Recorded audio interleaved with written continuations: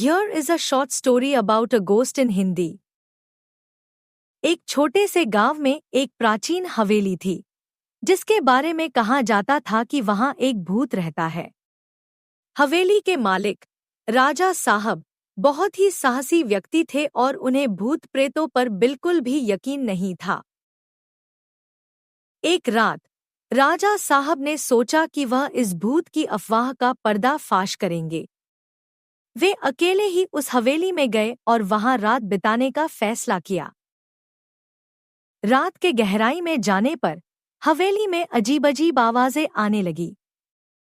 फूंस-फूंस की आवाजें, चिटकनियों का बजना और ठंडी हवाएं राजा साहब को महसूस होने लगी। लेकिन वह डरने वाले नहीं थे। तभी अचानक एक सफेद साया उनके सामने से गुजरा।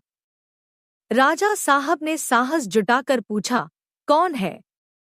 सामने आओ।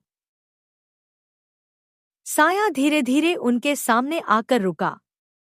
वह एक बूढ़ी औरत का भूत था। उसने धीमे स्वर में कहा, मैं इस हवेली की पूर्व मालकिन हूं। मेरे निधन के बाद मेरे परिवार वालों ने मुझे भुला दिया। मैं यहाँ शांति पाने के लिए भटक रही हूँ। राजा साहब ने भूतनी से पूछा कि उसकी आत्मा को शांति कैसे मिल सकती है।